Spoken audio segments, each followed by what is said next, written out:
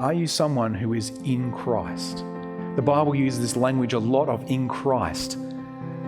It means you're included in Him, you're with Him, you're united to Him. That's where you anchor your life, your identity. That's when life is going bad, you know who you are still in with. When you face death, you know who you are still in with. When you feel that you're not ruling well, things are not well, your family is not great, or work is not great and things aren't great, you know you're not great, but Jesus is, and you're in Christ. And if you're a Christian, and you're a Christian here this morning, we know that we are a reforming church. Reforming because we're reforming by being in Christ. You might have guessed by now, I hope you realise this, I'm not perfect by any means. If you're wondering what it means to be a Christian, it's not to be perfect, it's to be someone who says, I'm actually not perfect, I am broken, I'm messy, I am sinful, but I am in Christ. That's the difference. The difference of being a Christian or not a Christian is my identity is not in my messiness that I still have here. My identity is in my future, wrapped up in what Christ has done in the past on His cross. My identity is in Christ alone. There is where my hope is found. I have no hope in me being great because I'm a failure. It's in Christ where it is. And for the Christian person, this shapes everything. I want to say, let's just use, as we wrap up, it uses the Mars Bar motto. For the Christian, this means everything. It shapes our work, our rest, and our play. How many people, and I know this happens for me, it's easy to say, who are you? I'm a pastor. That's not the answer.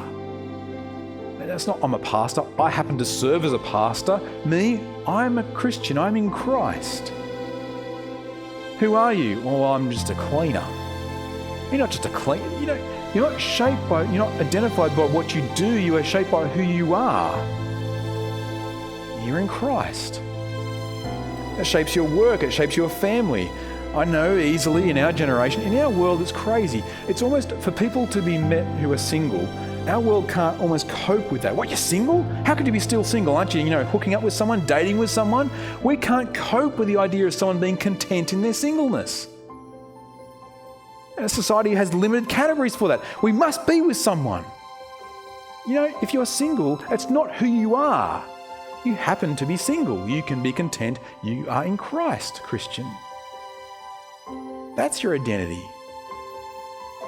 Your identity is not primarily in your work, it's not primarily in your family or relationships, and your identity is not primarily in your rest and play either. More and more, we find ourselves identifying ourselves in our rest and our play. We turn our play, our entertainment into our little idol. It's not in that either. Our identity is in Christ.